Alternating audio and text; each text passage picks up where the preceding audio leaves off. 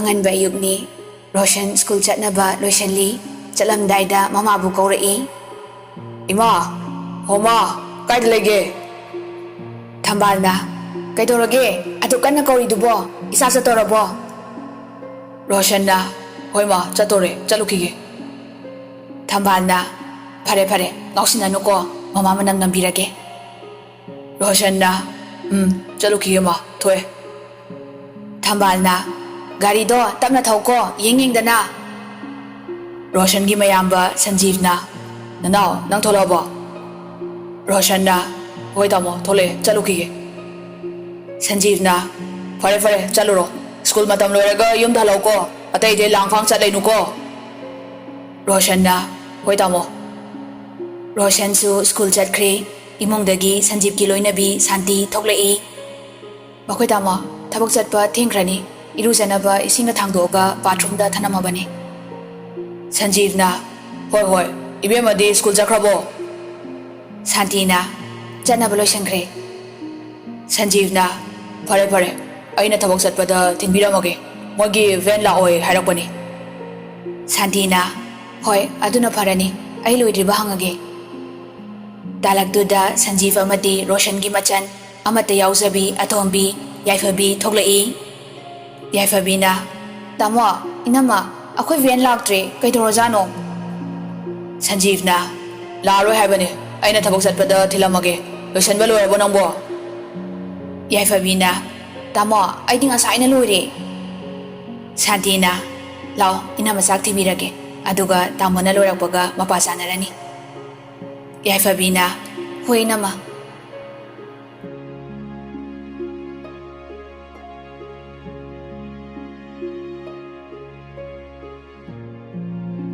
ꯁꯣꯝꯗꯅ ꯁ꯭ꯀꯨꯜꯗ. ꯔꯣꯁꯟꯅ, ꯀꯩꯗꯧꯔꯦ ꯌꯥꯝ ꯕꯤꯠ ꯂꯩꯇꯅ ꯃꯨꯠ ꯑꯣꯐꯇ ꯂꯩꯔꯤꯗꯨꯅ? ꯔꯣꯍꯤꯠꯅ, ꯑꯩ ꯁ꯭ꯀꯨꯜ ꯍꯣꯡꯅꯤꯡꯉꯦ, ꯇꯝꯅꯤꯡꯗ꯭ꯔꯦ ꯁꯤꯗꯒ ꯑꯝꯇ. ꯔꯣꯁꯟꯅ, ꯑꯗꯨꯗꯤ ꯀꯩ ꯋꯥꯈꯟꯗꯩ ꯂꯥꯛꯏꯕ? ꯔꯣꯍꯤꯠꯅ, ꯚꯥꯏ, ꯑꯩꯈꯣꯏ ꯁ꯭ꯀꯨꯜꯁꯦ ꯑꯩꯅ ꯄꯥꯝꯕ ꯅꯨꯄꯤ ꯑꯝꯇ ꯌꯥꯎꯗꯦ. ꯃꯁꯛꯅꯦꯅ ꯃꯍꯥꯚꯥꯔꯠꯀꯤ ꯅꯨꯄꯤ ꯃꯥꯟꯕ ꯉꯥꯛꯇ. ꯔꯣꯁꯟꯅ, ꯔꯣꯍꯤꯠꯅ, ꯑꯁꯦꯡꯕꯅꯦ ꯚꯥꯏ, ꯃꯃꯥꯏꯗꯣ, ꯗꯥꯏꯜꯗꯣ ꯈꯔ ꯆꯨꯝꯃꯦ, ꯐꯖꯩ ꯈꯟꯅ ꯌꯦꯡꯉꯨꯔꯅꯤ. ꯐꯤꯒꯔꯗꯨꯅ ꯃꯥꯏꯔꯦꯟ ꯃꯥꯟꯕ, ꯃꯣꯔꯥ ꯃꯥꯟꯕ. ꯐꯤꯒꯔ ꯐꯖꯩ ꯁꯤꯃꯗꯤ ꯌꯥꯔꯦ ꯈꯜꯂꯨꯔꯒꯅ ꯃꯃꯥꯏꯗꯣ ꯄꯨꯔꯥ ꯊꯝꯆꯦꯠ ꯃꯥꯟꯕꯤ, ꯇꯦꯡꯀꯣꯠ ꯃꯥꯟꯕꯤ, ꯃꯀꯨ ꯃꯥꯟꯕꯤ ꯉꯥꯛꯇ. ꯔꯣꯁꯟꯅ, ꯅꯪꯗꯤ ꯅꯨꯄꯤ ꯌꯥꯝ ꯃꯨꯟꯅ ꯌꯦꯡꯉꯝꯃꯤꯅ. ꯊꯝꯆꯦꯠ ꯃꯥꯟꯕꯤ, ꯃꯥꯏꯔꯦꯟ ꯃꯥꯟꯕꯤ ꯀꯥꯏꯅ. ꯑꯝꯇ ꯅꯣꯛꯈꯤꯒꯦꯗ ꯑꯩꯗꯤ. ꯔꯣꯍꯤꯠꯅ, ꯌꯥꯝ ꯍꯧꯔꯛꯈꯤꯅꯣ, ꯑꯩ ꯕꯤꯠ ꯌꯥꯝ ꯍꯜꯂꯤꯖꯥꯅꯤꯀꯣ. ꯑꯩꯈꯣꯏ ꯃꯣꯝꯗ ꯁ꯭ꯀꯨꯜ ꯍꯣꯡꯉꯒꯦ ꯍꯥꯏꯒꯦ ꯈꯟꯕ ꯉꯝꯗ ꯂꯩꯔꯦ. ꯔꯣꯁꯟꯅ, ꯕꯣꯟꯗꯣ, ꯋꯥꯊꯤꯗꯣ ꯈꯤꯠ ꯇꯧꯔꯅꯨ. ꯅꯨꯄꯤ ꯃꯁꯛ ꯐꯖꯕ ꯀꯔꯝꯕ ꯁ꯭ꯀꯨꯜꯗꯅ ꯍꯦꯟꯅ ꯌꯥꯎꯏꯅ ꯍꯥꯟꯅ ꯁꯔꯚꯦ ꯑꯃ ꯆꯠꯂꯣꯅꯦ. ꯃꯁꯛꯁꯤꯒ. ꯔꯣꯍꯤꯠꯅ, ꯈꯪꯗꯦ ꯚꯥꯏ, ꯁ꯭ꯀꯨꯜꯁꯦ ꯌꯥꯝ ꯀꯥꯅꯤꯡꯗꯦ. ꯑꯩꯅ ꯌꯥꯝ ꯄꯥꯝꯖꯕ ꯒꯔꯜꯐ꯭ꯔꯦꯟ ꯑꯃꯒ ꯂꯩꯔꯗꯤ ꯁꯟꯗꯦ ꯐꯥꯎ ꯁ꯭ꯀꯨꯜ ꯆꯠꯅꯤꯡꯉꯤ ꯍꯥꯏꯗꯣ ꯑꯩꯁꯨ ꯌꯦꯡꯒꯦ ꯈꯟꯕ. ꯔꯣꯁꯟꯅ, ꯌꯥꯔꯦ, ꯅꯨꯄꯤ ꯃꯁꯛ ꯐꯖꯕ ꯌꯥꯝ ꯈꯟꯕ ꯅꯨꯄꯥꯁꯦ ꯑꯊꯤꯕ ꯐꯪꯉꯦ ꯍꯥꯏꯕꯅꯤ. ꯅꯪ ꯀꯕꯣꯛꯂꯩ ꯐꯪꯉꯅꯤ, ꯁꯣꯏꯗ꯭ꯔꯦ. ꯔꯣꯍꯤꯠ ꯑꯔꯩꯕꯤ ꯁꯨꯛꯇꯣꯛꯇꯅ ꯔꯣꯁꯟꯗ ꯌꯦꯡꯉꯤ. ꯚꯥꯏ, ꯅꯪꯒꯤꯗꯣ ꯐꯥꯒꯤꯗꯤ ꯐꯥꯒꯤꯅꯦ ꯍꯥꯏꯕꯨ ꯇꯥꯕꯗ ꯌꯥꯝ ꯋꯥꯏ. ꯑꯩꯕꯨ ꯀꯕꯣꯛꯂꯩ ꯀꯣꯏꯔꯗꯤ ꯑꯩꯁꯤ ꯃꯌꯥꯝꯅ ꯐꯖꯅ ꯉꯥꯡꯅꯔꯔꯣꯏ. ꯔꯣꯁꯟꯅ, ꯀꯔꯤ ꯍꯥꯏꯅꯗꯣꯔꯤꯒꯦ? ꯅꯨꯡꯕꯨ ꯅꯨꯡꯁꯤꯔꯗꯤ ꯌꯥꯔꯦ. ꯔꯣꯍꯤꯠꯅ, ꯅꯠꯇꯦ, ꯅꯨꯡꯁꯤꯕꯗꯤ ꯑꯔꯥꯏꯕꯅꯦ. ꯑꯩꯅ ꯍꯌꯦꯡꯋꯥꯏ ꯊꯕꯛ ꯋꯥꯅ ꯍꯜꯂꯛꯄꯗ ꯏꯁꯤꯡ ꯒ꯭ꯂꯥꯁ ꯑꯝꯇ ꯄꯨꯊꯣꯔꯛꯑꯣ ꯍꯥꯏꯔꯒ ꯃꯁꯝ ꯏꯐꯥ ꯐꯥꯗꯅ ꯇꯨꯔꯨ ꯇꯨꯔꯨ ꯈꯣꯏꯕ ꯃꯁꯝ ꯑꯁꯤꯒ ꯃꯃꯥꯏ ꯇꯤꯀꯤꯒꯨꯝꯂꯕ ꯃꯥꯏꯊꯣꯡ ꯃꯌꯥ ꯑꯁꯤꯒ ꯅꯣꯛꯁꯤꯜꯂꯛꯑꯗꯤ ꯑꯋꯥꯕ ꯐꯕꯗꯤ ꯂꯥꯏꯔꯤ, ꯈꯪꯗꯅ ꯑꯩꯕꯨ ꯕꯤꯄꯤ ꯁ꯭ꯇ꯭ꯔꯣꯛ ꯇꯧꯕ ꯁꯣꯏꯔꯣꯏ. ꯔꯣꯁꯟꯅ, ꯚꯥꯏ, ꯃꯤ ꯑꯃꯕꯨ ꯑꯗꯨ ꯍꯥꯛꯅꯁꯨ ꯍꯟꯊꯅ ꯈꯜꯂꯣꯏꯁꯤꯗ. ꯃꯥꯁꯨ ꯅꯨꯄꯤꯅꯤ, ꯃꯌꯥꯝꯒꯨꯝꯅ ꯐꯖꯕꯤ ꯑꯣꯏꯅꯤꯡꯂꯝꯒꯅꯤ. ꯑꯗꯨꯕꯨ ꯃꯄꯣꯛꯁꯤꯗ ꯑꯁꯨꯝꯅ ꯇꯧꯔꯣ ꯍꯥꯏꯅ ꯇꯝꯂꯝꯕꯒꯤꯅꯤ. ꯔꯣꯍꯤꯠꯅ, ꯌꯥꯔꯦ, ꯑꯩꯒꯤ ꯑꯣꯏꯅꯗꯤ ꯑꯁꯤ ꯀꯕꯣꯛꯂꯩꯁꯦ ꯅꯃꯁꯇꯦꯗ ꯂꯩꯖꯔꯦ. ꯔꯣꯍꯤꯠ ꯃꯈꯨꯠꯀ ꯊꯥꯡꯒꯠꯇꯅ ꯔꯣꯁꯟꯗ ꯅꯃꯁꯇꯦ ꯇꯧꯔꯤ. ꯔꯣꯁꯟꯗꯤ ꯔꯣꯍꯤꯠꯅ ꯇꯧꯔꯤꯕꯗꯨ ꯃꯃꯣꯟ ꯅꯣꯛꯇꯨꯅ ꯌꯦꯡꯂꯒ ꯂꯩ.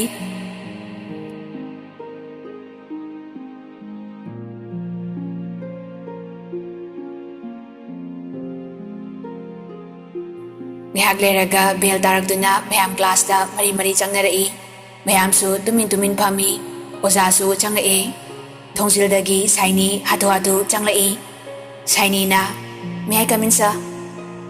Nupa khakta natana nupisu yauna Sainida chadauba makhai yengnei. School asida mahamu phajabi yaude haibi yai. Piktak taubi chinbalda libam kitang teiri. Mamaida karisu kesinde.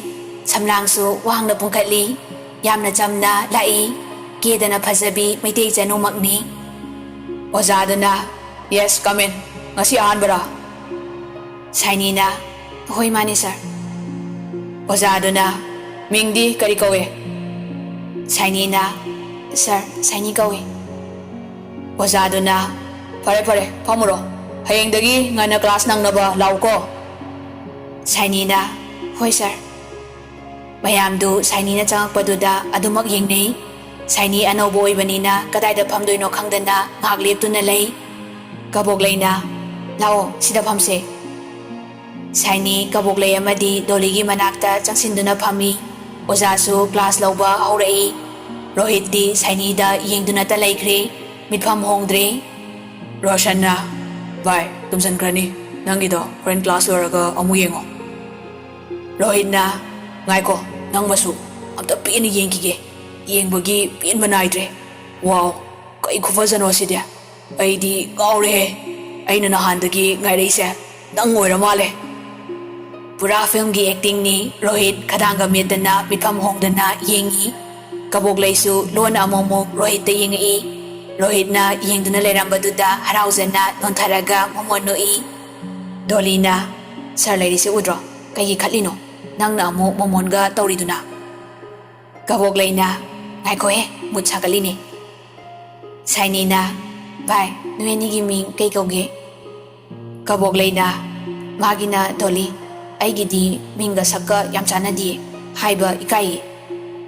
Sainina, adamay kano, ay siya ngasidagi noy gi friend ni kalo, akoy yung best friend oise. Dolina, hoy, yay, oise, magi maming kabok lay kaubani. Sainina, minga supasay sibo. Mayam murum sonabaduda ozado taraga sauna student singta yengi. Ataydi tumin lainay. Rohit di ozana yengpaga ude. Kadang metana mut yam nungaina nofet tawduna yengi. Ozado na, oy, nang yengi do kaidano. Oza se left side ta laybro. Rohit kangpre kangi pukwawalai. Ozado na, class lauri se nang oina lauragero. Kanadano nang yengi dubo. Horen ko na yengu ko, class loraga. Mayamdu Rohit da noksilai. Rohit su ikay na makok to hotli. Ozado na, masak siga. Yare, pamo. Rohit tumina pamaga ozana ta ito amu yengi. Roshan di makut melaga noi. Rohit na, sono suraba, kay danok ningino.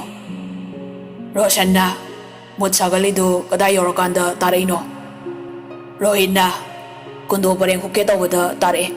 Sir se naurina kapthatniko. Taan yam kai masi oza se. Moidi pakang waraktra khangdeba. Iroi kharoi bi manba se.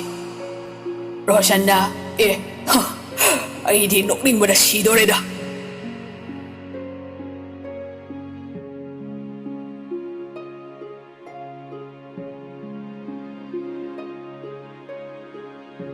Ngahak leiraga oza su thokre. Klasu matang loisilakli. Sutigi matamni. Sainina, bye, ay salukige. Hayangan na lang na siko. Dolina, hoy, bye. Kabok na, bye baby, lehore. Sainisu makut hairam laga chatkre. Doliga kabok layga tapna kong na thoklai. Dolina, bye, Sainisya, masuk yang pasay ko. Kabok na, yang pasay Nangsu madong na pasaningbra. Dolina, madong na ga pasaradi, minakaubaga kumningdo mande. Kabok na, is, aduy ni pasaramdrido.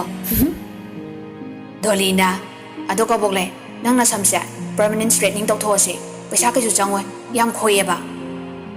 Kabok na, dale, paisa gidi kande, ay gisaksya, tiramli basya.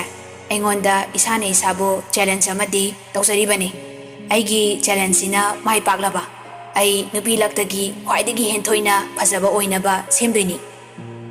Dolina says yadiko midi paisa paiba kaise.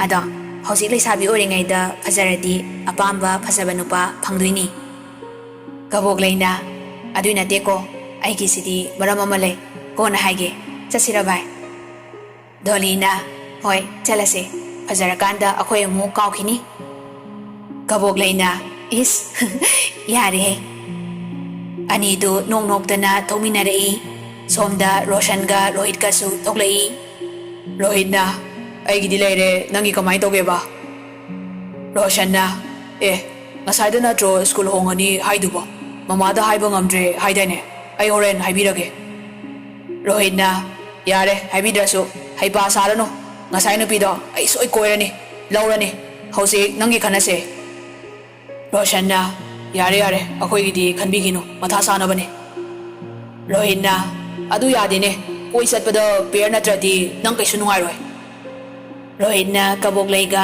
ꯗꯣꯂꯤꯒ ꯊꯣꯛꯂꯛꯄꯗꯨ ꯎꯔꯝꯃꯤ ꯔꯣꯍꯤꯠꯅ ꯚꯥꯏ ꯅꯪꯒꯤ ꯂꯩꯔꯦ ꯔꯣꯁꯟꯅ ꯀꯅꯥ ꯔꯣꯍꯤꯠꯅ ꯚꯥꯏ two ꯑꯥꯗꯩꯁꯦ ꯀꯕꯣꯛꯂꯩꯒ ꯗꯣꯂꯤꯒꯅꯦ Roshan ꯑꯅꯤꯗꯨꯗ ꯌꯦꯡꯗꯨꯅ ꯅꯣꯛꯐꯦꯠ ꯇꯧꯏ ꯔꯣꯍꯤꯠꯅ ꯚꯥꯏ date ꯆꯠꯄ ꯅꯨꯡꯉꯥꯏꯅꯕ ꯑꯁꯤꯅ ꯐꯔꯦ ꯗꯣꯂꯤꯁꯦ ꯑꯩ ꯌꯥꯅꯕ ꯍꯥꯏꯅꯔꯒꯦ ꯃꯁꯛꯁꯨ ꯑꯗꯨꯝ ꯅꯨꯡꯁꯤ ꯐꯖꯩ ꯀꯕꯣꯛꯂꯩꯅ ꯑꯩꯈꯣꯏꯒꯤ ꯑꯆꯥꯄꯣꯠ ꯂꯩꯕ ꯊꯥꯅꯕ ꯄꯥꯈꯣꯜꯂꯣꯏ ꯑꯣꯏꯍꯜꯂꯁꯤ ꯌꯥꯔꯦꯀꯣ ꯑꯩ ꯆꯠꯂꯦ ꯗꯣꯂꯤ ꯍꯥꯏꯅꯕ ꯂꯩꯔꯝꯃꯣ ꯔꯣꯁꯟ ꯃꯃꯤꯠ ꯃꯅꯥ ꯆꯞ ꯌꯨꯡꯉꯤ ꯀꯩ ꯍꯥꯏꯕꯗꯨꯗꯤ ꯍꯣꯏ ꯋꯥꯊꯤ ꯇꯧꯅꯨꯀꯣ ꯔꯣꯍꯤꯠꯅ ꯂꯩꯔꯝꯃꯣ ꯏꯀꯥꯏꯅꯨ ꯅꯇꯥꯎ ꯂꯩꯔꯤ ꯑꯩ ꯇꯧꯒꯦ ꯔꯣꯁꯟꯅ ꯑꯣꯏ ꯉꯥꯏ ꯋꯥ ꯉꯥꯡꯕꯒ ꯅꯪꯗꯦ ꯔꯣꯍꯤꯠ ꯄ꯭ꯔꯞ ꯄ꯭ꯔꯞ ꯆꯠꯈ꯭ꯔꯦ ꯔꯣꯍꯤꯠ ꯗꯣꯂꯤ ꯑꯃꯗꯤ ꯀꯕꯣꯛꯂꯩ ꯑꯅꯤꯒꯤ ꯃꯅꯥꯛꯇ ꯆꯪꯉꯛꯏ ꯔꯣꯍꯤꯠꯅ ꯑꯝꯇ ꯉꯥꯏꯈꯣꯅꯦ ꯗꯣꯂꯤꯅ ꯀꯩ ꯍꯥꯏꯒꯦ ꯀꯕꯣꯛꯂꯩꯗꯤ ꯍꯔꯥꯎꯖꯅ ꯅꯣꯛꯐꯦꯠ ꯇꯧꯏ ꯔꯣꯍꯤꯠꯅ ꯑꯩ ꯀꯩꯅꯣꯝꯇ ꯍꯥꯏꯒꯦ ꯇꯧꯕꯅꯦ ꯗꯣꯂꯤꯅ ꯌꯥꯏꯌꯦ ꯀꯩ ꯋꯥꯅꯣ ꯑꯗꯨꯝ ꯍꯥꯏꯌꯣ ꯔꯣꯍꯤꯠꯅ ꯑꯩꯈꯣꯏ ꯀ꯭ꯂꯥꯁꯁꯨ ꯄꯨꯜꯂꯦ ꯑꯗꯨꯅ ꯐ꯭ꯔꯦꯟ ꯑꯣꯏꯁꯦ ꯍꯥꯏꯒꯦ ꯇꯧꯕꯅꯦ ꯗꯣꯂꯤꯅ ꯌꯥꯏꯌꯦ ꯀꯩꯁꯨ ꯀꯥꯏꯗꯤꯌꯦ ꯔꯣꯍꯤꯠꯅ ꯑꯩꯒꯤ ꯃꯤꯡ ꯔꯣꯍꯤꯠ ꯑꯗꯨꯒ ꯑꯩꯒꯤ ꯐ꯭ꯔꯦꯟꯁꯤꯅ ꯔꯣꯁꯟ ꯗꯣꯂꯤꯅ ꯑꯩꯈꯣꯏꯒꯤꯗꯤ ꯈꯪꯉꯕ ꯅꯠꯇ꯭ꯔꯣ ꯔꯣꯍꯤꯠꯅ ꯍꯣꯏ ꯈꯪꯉꯦ ꯅꯪꯒꯤꯅ ꯗꯣꯂꯤ ꯃꯥꯒꯤꯅ ꯇꯤꯀꯤ ꯂꯩ ꯀꯕꯣꯛꯂꯩꯅ ꯇꯤꯀꯤ ꯂꯩ ꯅꯠꯇꯦ ꯀꯕꯣꯛꯂꯩ ꯍꯥꯏꯕꯅꯦ ꯔꯣꯍꯤꯠꯅ ꯁꯣꯔꯤ ꯑꯩꯗꯤ ꯀꯕꯣꯛꯂꯩ ꯍꯥꯏꯕ ꯂꯩꯁꯦ ꯑꯉꯧꯕ ꯑꯣꯏꯕ꯭ꯔꯥ ꯈꯟꯕ ꯀꯕꯣꯛꯂꯩꯅ ꯁꯤꯗꯤ ꯂꯩ ꯅꯠꯇꯦ ꯑꯩꯒꯤ ꯃꯤꯡꯅꯤ ꯔꯣꯍꯤꯠꯅ ꯍꯣꯏ ꯃꯇꯨꯡꯗ ꯈꯪꯉꯅꯤ ꯑꯗꯣ ꯗꯣꯂꯤ ꯑꯩ ꯅꯉꯣꯟꯗ ꯋꯥꯐꯝ ꯑꯃꯠꯇ ꯍꯧꯗꯣꯛꯀꯦ ꯇꯧꯕ ꯗꯣꯂꯤꯅ ꯌꯥꯏꯌꯦ ꯀꯩ ꯋꯥꯅꯣ ꯔꯣꯍꯤꯠꯅ ꯁꯨꯃꯥꯏꯅ ꯇꯧꯕꯅꯦ ꯅꯨꯄꯥ ꯑꯃꯅ ꯊꯃꯣꯏꯗ ꯁꯨꯝ ꯐꯨꯝꯕꯒꯤ ꯑꯋꯥꯕꯁꯦ ꯑꯩ ꯌꯦꯡꯕ ꯉꯝꯗ꯭ꯔꯕ ꯃꯥꯅꯗꯤ ꯅꯪꯕꯨ ꯊꯃꯣꯏ ꯁꯦꯡꯅ ꯅꯨꯡꯁꯤꯖꯕꯅꯤ ꯑꯗꯨꯗ ꯃꯆꯤꯟꯅꯗꯤ ꯍꯥꯏꯕ ꯉꯝꯗ꯭ꯔꯦ ꯗꯣꯂꯤꯅ ꯀꯅꯥꯅꯣꯅꯦ ꯍꯥꯏꯁꯤꯕꯣ ꯑꯩꯈꯣꯏꯅꯒ ꯃꯁꯛ ꯈꯪꯕ ꯃꯤꯔꯣ ꯔꯣꯍꯤꯠꯅ ꯂꯩꯌꯦ ꯌꯥꯝ ꯅꯛꯅ ꯂꯩ ꯃꯥꯅꯦ ꯅꯪꯅ ꯈꯪꯕ ꯃꯤꯅꯦ ꯗꯣꯂꯤꯅ ꯑꯣ ꯑꯗꯣ ꯃꯥꯅ ꯑꯩꯕꯨ ꯅꯨꯡꯁꯤ ꯍꯥꯏꯔꯛꯄꯒꯤ ꯊꯦꯡꯀ꯭ꯌꯨ ꯍꯥꯏꯔꯛꯑꯦ ꯍꯥꯏꯕꯤꯌꯣ ꯑꯗꯨꯒ ꯑꯩꯒꯤꯗꯤ ꯕꯣꯏꯐ꯭ꯔꯦꯟ ꯂꯩꯌꯦ ꯂꯥꯛꯑꯦ ꯇꯨ ꯂꯧꯕ ꯗꯣꯂꯤꯅ ꯃꯍꯥꯛꯄꯨ ꯂꯧꯕ ꯂꯥꯛꯄ ꯃꯥꯒꯤ ꯈꯪꯅꯖꯕ ꯑꯗꯨꯗ ꯃꯈꯨꯠꯅ ꯊꯤꯜꯂꯤ ꯔꯣꯍꯤꯠ ꯉꯥꯏꯍꯥꯛ ꯇꯨꯃꯤꯟꯅ ꯂꯩ ꯋꯥꯁꯨ ꯉꯥꯡꯗꯦ ꯂꯥꯞꯅ ꯂꯦꯞꯂꯤꯕ ꯔꯣꯁꯟꯗ ꯑꯃꯨꯛ ꯌꯦꯡꯉꯤ ꯗꯣꯂꯤꯅ ꯀꯕꯣꯛꯂꯩꯗ ꯑꯣꯟꯁꯤꯜꯂꯒ ꯑꯗꯣ ꯚꯥꯏ ꯑꯩ ꯆꯠꯂꯨꯈꯤꯒꯦ ꯍꯌꯦꯡ ꯊꯦꯡꯅꯔꯁꯤꯀꯣ ꯔꯣꯍꯤꯠ ꯆꯠꯂꯦ ꯕꯥꯏ ꯗꯣꯂꯤꯁꯨ ꯆꯠꯈ꯭ꯔꯦ ꯀꯕꯣꯛꯂꯩ ꯊꯃꯣꯏꯗ ꯆꯣꯡꯕ ꯃꯤꯍꯨꯟ ꯐꯥꯎ ꯃꯈꯣꯜ ꯊꯣꯛꯂꯛꯏ ꯔꯣꯍꯤꯠꯇ ꯏꯀꯥꯏꯅ ꯂꯣꯟꯅ ꯑꯃꯨꯛꯃꯨꯛ ꯌꯦꯡꯉꯤ ꯋꯥꯗꯤ ꯉꯥꯡꯗꯦ ꯔꯣꯁꯟ ꯅꯣꯛꯐꯦꯠ ꯇꯧꯅ ꯃꯅꯥꯛꯇ ꯆꯪꯁꯤꯜꯂꯛꯏ ꯔꯣꯁꯟꯅ ꯀꯩꯗꯧꯔꯦ ꯌꯥꯝ ꯈꯨꯏꯅ ꯎꯏꯗ ꯔꯣꯍꯤꯠꯅ ꯑꯁ ꯌꯥꯝ ꯊꯤꯅ ꯆꯣꯞ ꯇꯧꯕ ꯑꯃ ꯏꯁꯣꯔꯅ ꯀꯟꯕꯤꯔꯦ ꯔꯣꯁꯟꯅ ꯌꯥꯔꯦ ꯅꯁꯛꯇꯨꯒ ꯑꯩꯅ ꯋꯥꯊꯤ ꯇꯧꯅꯣ ꯍꯥꯏꯗ꯭ꯔꯣ ꯔꯣꯍꯤꯠꯅ ꯁꯤꯕꯨ ꯀꯩ ꯋꯥꯊꯤꯅꯣ ꯃꯤꯅ ꯇꯧꯅꯗꯕ ꯊꯕꯛꯇꯤ ꯅꯠꯇꯦꯗꯅ ꯔꯣꯁꯟꯅ ꯑꯣꯏꯔꯔꯣꯏ ꯍꯥꯏꯕ ꯍꯧꯖꯤꯛ ꯃꯇꯝꯗꯕꯨ ꯑꯅꯤꯗꯨꯅ ꯁꯥꯟꯅꯔꯤꯕ ꯋꯥꯔꯤꯗꯨ ꯀꯕꯣꯛꯂꯩ ꯒ꯭ꯌꯥꯟꯗꯤ ꯇꯥꯗꯦ ꯇꯨꯃꯤꯟꯅ ꯇꯥꯔꯤ ꯔꯣꯍꯤꯠꯅ ꯐꯔꯦ ꯍꯜꯂꯁꯦ ꯅꯪꯁꯨ ꯅꯌꯨꯝ ꯍꯜꯂꯣ ꯍꯌꯦꯡ ꯉꯟꯅ ꯂꯥꯛꯑꯣ ꯅꯪꯒꯤ ꯇꯔꯟꯅꯦ ꯍꯌꯦꯡꯗꯤ ꯔꯣꯁꯟꯅ ꯀꯩ ꯍꯥꯏꯅꯣ ꯑꯗꯨꯅ ꯔꯣꯍꯤꯠꯅ ꯆꯠꯂꯦꯀꯣ ꯍꯣꯏ ꯇꯤꯀꯤ ꯂꯩ ꯆꯠꯂꯨꯈꯤꯒꯦ ꯕꯕꯥꯏ ꯔꯣꯍꯤꯠ ꯀꯕꯣꯛꯂꯩꯗ ꯅꯣꯛꯁꯤꯜꯂꯝꯂꯒ ꯒꯥꯔꯤ ꯊꯧꯗꯨꯅ ꯆꯠꯈ꯭ꯔꯦ ꯔꯣꯍꯤꯠꯅ ꯅꯣꯛꯂꯝꯕ ꯃꯤꯅꯣꯛꯇꯨꯅ ꯀꯕꯣꯛꯂꯩꯒꯤ ꯊꯃꯣꯏꯗꯤ ꯃꯄꯥꯟ ꯊꯣꯛꯅ ꯃꯥꯏꯊꯣꯡꯗ ꯃꯉꯣꯟ ꯅꯣꯛꯂꯤ Roshanna, kabok lay haibani ko, nang mingdo. Kabok lay na, hoi, mani. Roshanna, ay friend se wa ngang ba haidabani. Ngani ngangoy khangdabani. Nang lana kano, saunu ko. Kabok lay na, saudi, kay saudi no. Friend niya na lang nazari ni. Roshanna, ado ay giming na Roshan. Ako'y pula friend hoy si ko, lana kan gano. Kabok lay na, hoi ay, Rohit na su hairami. Roshanna, fare, tingi, hanaba taurase. Nang di kayda handoy no. Kabok lay na, ay gari yada na workshop da tanami, oto da handoy ni. Roshanna, kay oto da handoy ba? Lao, ay tilamage, yung su kangboy na. Kabok lay na, yani oto da adum halage ba? Nangamu yung hanbatinga di noy mamana chaybini. Roshanna, as, yam labay type yari lausan. Kabok lay su icam-cam na Roshan ki gari da kakatu na tongi. Roshan di matom ta mamon ganoi. Lambi da nakanda chaliba miya mapaw udre haibiyay.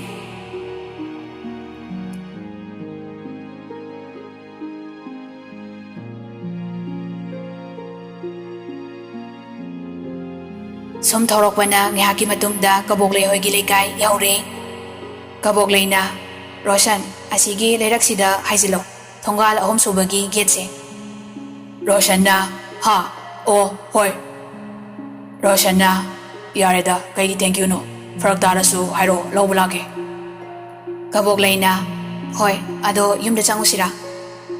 Roshanna, changaroige, yung kangabani na kona lage, chalage.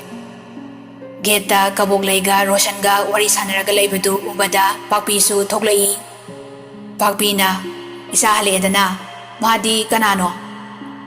Kabok lay na, hoy mama, ay mana ba ni, maming na Roshan, ay tinbirak ba? Ay gari do, yadre na workshop da tanami. Pakpi na, hoy, pare, isa di masak ontok na pasakre, lehim kreda, yumda changu kisida na, chaga takise. Roshan, nokfet taw na, mama, kona laga tage, yumsu kangabani na. Pakpi na, hoy, pare, nong mehek lao. Roshanna, hoy mama, chalukige, kabok lay, ay chalukige. Kabok lay na, hoy. Roshan chatkibaga kabok lay mama macha sumchangai. Pakpi na, hausikido nanga khangna baro. Kabok lay na, ima, khangna bay na tro lakminay do, masak khangdaba midi kamay lakmina doy no. Pakpi na, apangbi, adu hai banate. Noi gido, hosikan gi, koina biga do, tauriro haiba. Kabok lay na, ima, yam taning deko, mi imana bani hairaga. Pakpi na, hay, masi, hosing matamda, nupa amaga, nupi amaga, tinabaya din eh. Kabok lay na, as, loiri he, ako'y mamase, yay he.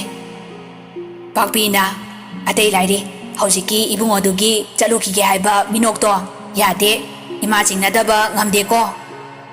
Kabok lay na, ima, yare ba, chalo, sangom amta sembiyo, yang ware ba. Pakpi na, hoy ni, sangom dubuti, semge, hosiki do, gyan yam taba maliko, wayam hayan nunang. Pakpi nokfet taw na thokre. Kabok lay na, ako'y mamase wakan ngadi yahe. Matanta mong tumin na wakal da khali. Ay na mahakpo, asug yam na kanjariba sina, kaygi. Mahaktabu yeningliba, mahak na inakta layba mikupta na, tamoyse may tafang kangdi. Masibu nungsiba oigadra.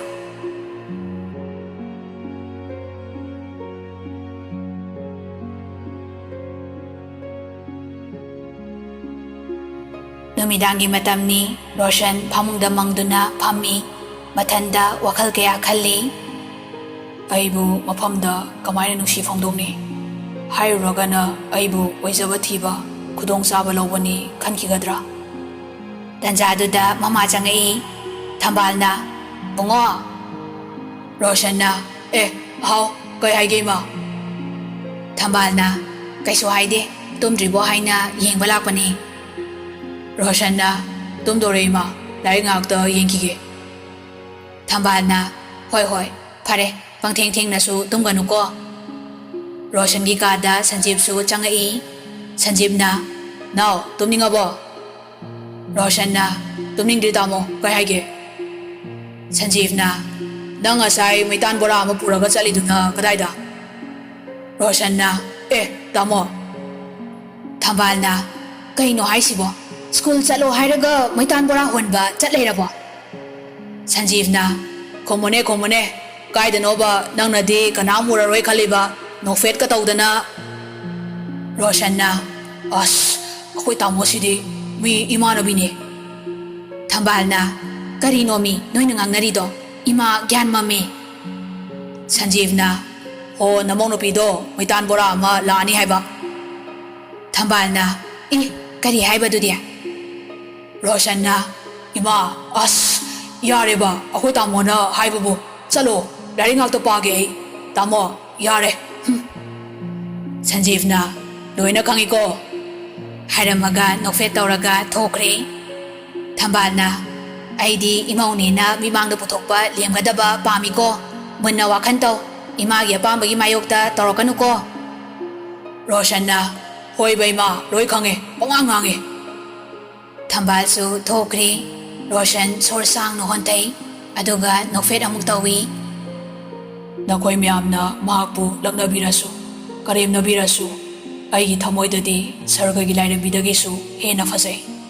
Asengba thamoygi nungsiba oirubana mapan thonggi saktam udre. Jamjabi amakpa yaudrabi thamoydudani aina ngausariba. Nahakse aigida ohenbiyugo.